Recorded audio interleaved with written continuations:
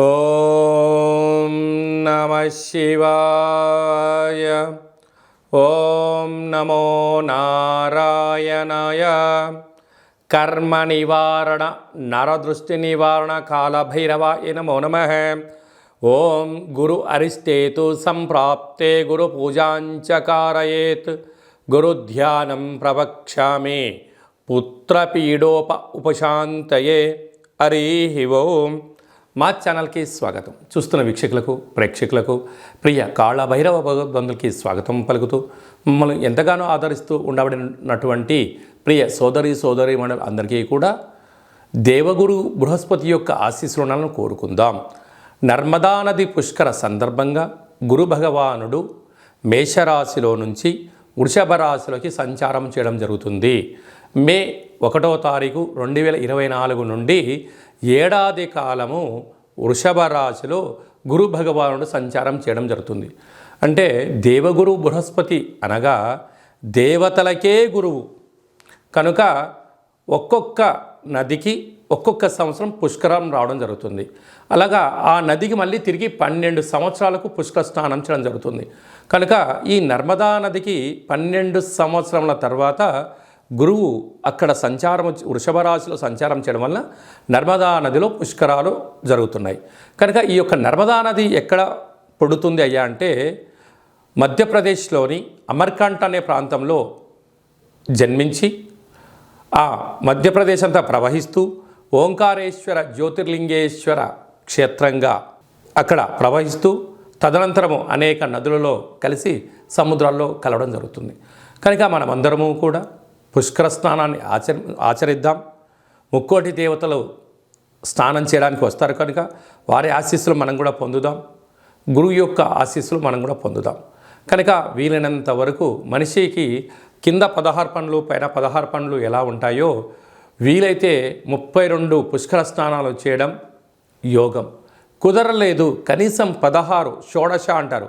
దేవోపచారము, శక్తి ఉపచారము, భక్తి ఉపచారం, మన ఉపచారము 4 నలుగులు కలిపితే 16 ఎలా అవుతాయో షోడశ అనగా గురువు యొక్క సంఖ్య కూడా 16 అనేది ఉంటుంది. వీలైనంత వరకు మనం పుష్కర స్నానాలు చేద్దాం, ఆధ్యాత్మిక చింతనను పొందుదాం. ఎవరి యొక్క జాతకంలో గురువు లగ్నంలో ఉన్నారు ఆధ్యాత్మిక చింతన, 2వ స్థానంలో ఉన్నారు ధనలాభం, 3వ స్థానంలో ఉన్నారు తల్లిదండ్రుల యొక్క ఆస్తిపాస్తులు ఆశీస్సులు, అర్ధాష్టమంలో ఉన్నాడు అన్నింటా ఇబ్బందులు, సంతాన స్థానంలో గురువు ఉన్నాడు మంచి పుత్రికా సంతాన యోగం, పిల్లల ద్వారా వీరికి యోగం. 6వ స్థానంలో గురువు ఉన్నాడు రుణభయం, రోగభయం, శత్రుభయం.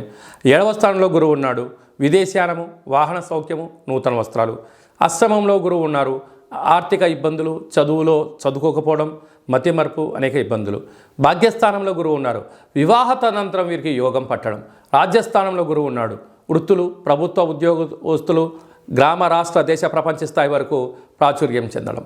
లాభంలో గురువు ఉన్నాడు అన్నింటా మట్టి పట్టుకున్న రియల్ ఎస్టేట్ వ్యాపారం చేసిన వారికి కోట్లు రావడం. వ్యయంలో గురువు ఉన్నాడు ఆధ్యాత్మిక చింతన, తీర్థయాత్రలు, సేవా ధార్మిక కార్యక్రమాల్లో జీవనాన్ని పొందడం జరుగుతూ ఉంటుంది. కనుక మన యొక్క జాతకంలో గురువు ఎక్కడ ఉన్నాడో తెలుసుకొని ఎలాంటి విధిలను పాటిస్తున్నాడు, ఈ ప్రస్తుత కాలమాన ప్రకారంగా గ్రహ గమనాలను అనుసరిస్తూ గురువు యొక్క శక్తి పొందగలగాలి అన్నట్లయితే ప్రతిరోజు ఉదయము ఇంటిని శుద్ధి పెట్టేటువంటి కాల సమయంలో చిటికెడంత పసుపు వేసి తుడిపించడం, పూజా మందిరంలో పసుపుతో అష్టదళ పద్మాన్ని వేయడం, ప్రతిరోజు ఇంట్లో బెల్లాన్ని నైవేద్యంగా పెట్టడం, చక్కెర పొంగలి లాంటిది నైవేద్యంగా ఏర్పాటు చేసి భక్తులకు ప్రసాదంగా పంచడం. ప్రతిరోజు ఒక పని మీద మీరు బయటికి వెళ్ళేటువంటి కాల సమయంలో సింహద్వారాల పైన 2 ఆవు పాలను కానీ బర్రె పాలను కానీ నీటి పాల చుక్కలు వేయడం. అలాగా శుభ కార్యక్రమం గుండాను చేయడానికి వెళ్తున్నప్పుడు తీపి పదార్థాలైనటువంటి లడ్డును కానీ మైసూర్ పాకును కానీ ప్రసాదంగా స్వీకరించి వెళ్ళడం. ప్రతి గురువారం పూట శ్రీ మేధాదక్షిణామూర్తి స్వామి యొక్క దేవాలయంలో అభిషేకం చేసుకోవడం, శనగపప్పుతో కూడుకున్నటువంటి బొబ్బట్లను తయారు చేయించి భక్తులకు ప్రసాదంగా చేయడం. ప్రవహించే నీటిలో ఒక పసుపు రంగు క్లాత్లో ఒక కొబ్బరికాయను ఏర్పాటు చేసి 16 రూపాయి బిళ్ళలను నాణ్యంగా ఏర్పాటు చేసి 16 పసుపు కొమ్ములు అందులో ఉంచి ఒక సంపూర్ణంగా బృహస్పతి భగవంతుడికి ముడుపు అని చెప్పి 16 రోజులు మీ ఇంట్లో పెట్టుకొని ప్రవహించిన నీటిలో వేయండి, కష్టాలన్నీ తొలగిపోతాయని చెప్పి గమనించగలగాలి. మీ యొక్క పిల్లల చదువులు, అభివృద్ధి, గజ సన్మానము, రాజ సన్మానాలని కూడా మీ సొంతం అవడం జరుగుతుంది. ప్రతి గురువారం పూట పసుపు రంగు వస్త్రాలు ధరించేయండి. ఇంట్లో వీలైనంత వరకు మీరు పడుకునేటువంటి బ్లాంకెట్ కానీ ఇంట్లో పసుపు రంగు ఒక బల్బును ఉంచుకోండి, గురు యోగ్యత కలుగుతుంది. వీలైనంత వరకు చందనం బొట్టును ధరించండి, పసుపు వస్త్రాలను వేసుకోండి. పసుపు రంగు కలిగిన పదార్థాలను దానం చేయగలిగినట్లయితే, శివుడికి పసుపుతో రుద్రాభిషేకం చేసిన, అమ్మవారికి పసుపు రంగు కలిగినట్టు పుష్పాలతో అర్చన చేయడము, స్త్రీమాతలకు పసుపు రంగు కలిగిన గాజులను దానం చేయడం వలన గురు యోగ్యత మీ సొంతమవుతుంది.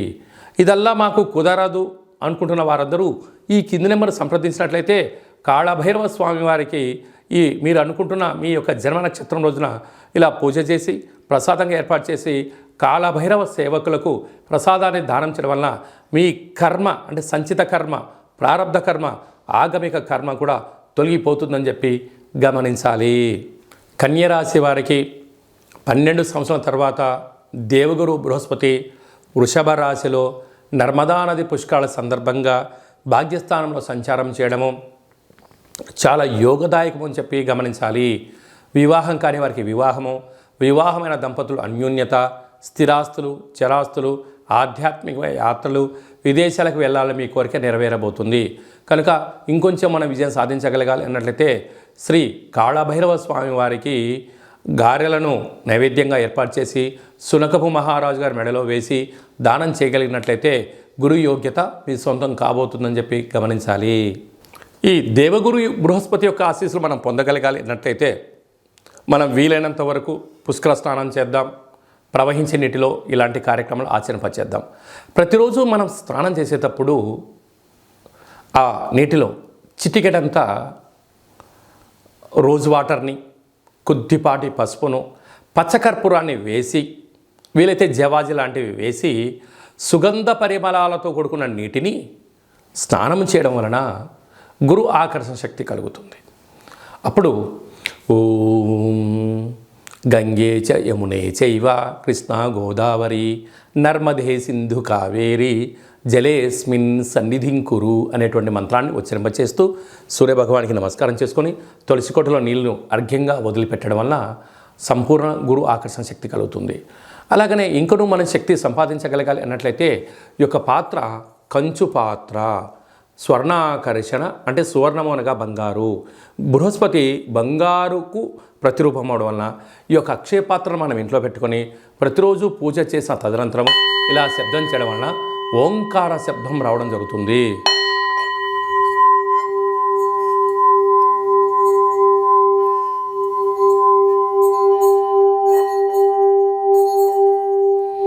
ఇలా శబ్ద తరంగాల్ని చేయడం వలన పిల్లలు బాగా చదువుకోవడం, ఉద్యోగస్తులు కొత్త ఉద్యోగం రావడం, వ్యాపారం రావడం జరుగుతుంది. యంత్ర, మంత్ర, తంత్ర, పరతంత్ర, తాంత్రికపరమైన దోషాలు కూడా తొలగిపోతాయి.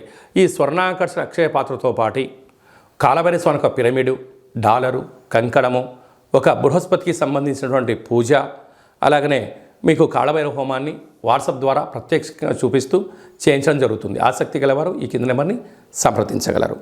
అలాగనే మీ వ్యక్తిగత జాతకం తెలుసుకోవాలనుకుంటున్నారా? మీ పేరు, డేట్ ఆఫ్ బర్త్ డీటెయిల్స్ రాసి పంపించినట్లయితే 100 సంవత్సరాల జాతకాన్ని కూడా రాసి పంపించడం జరుగుతుంది.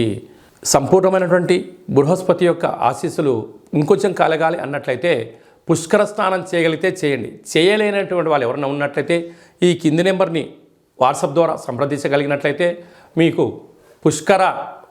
పుష్కరుడి యొక్క పూజా కార్యక్రమాలు, గతించిన పెద్దవారి యొక్క గోత్రాలను పంపించగలిగినట్లయితే వారికి అక్కడ పిండ ప్రదానాలు ఆ కార్యక్రమంలో ఏర్పాటు చేయించి ప్రసాదంగా కూడా ఏర్పాటు చేయడం జరుగుతుంది. పెద్దవారి యొక్క ఆశీస్సులు మనకు శ్రీరామ రక్ష అని చెప్పి గమనించాలి. అందరికీ దేవగురు బృహస్పతి యొక్క ఆశీస్సులు ఉండాలని కోరుకుంటూ ఆశీర్వచనం. ఓం రాజాదిరాజాయ ప్రసహ్య సాహినే నమో వయం వై శ్రవణాయ కుర్మహే సమే కామాన్ కామకామాయ మహ్యం కామేశ్వరో వై శ్రవణో యదదాతు కుబేరాయ వై శ్రవణాయ మహారాజాయ నమః. ఈ వీడియో మీకు నచ్చినట్లయితే లైక్ చేయండి, షేర్ చేయండి, మా ఛానల్ని సబ్స్క్రైబ్ చేసుకోండి. మేము చేస్తున్న వీడియోలో మీకు ముందస్తుగా నోటిఫికేషన్ రావాలి అంటే గంట సీమలో ప్రెస్ చేయండి, ఆల్ అనే బటన్ కూడా తెలియచేయండి. ఈ భక్తి సమాచారాన్ని మీరు ఎవరికైతే మీ క్షేమాన్ని ఎవరైతే కోరుకుంటున్నారో లేదా మీ క్షేమాన్ని ఎవరైతే కోరుకుంటారో వారికి ఫార్వర్డ్ చేసి భగవంతుడి యొక్క ఆశీస్సులు ఉచితంగా పొందగలరు.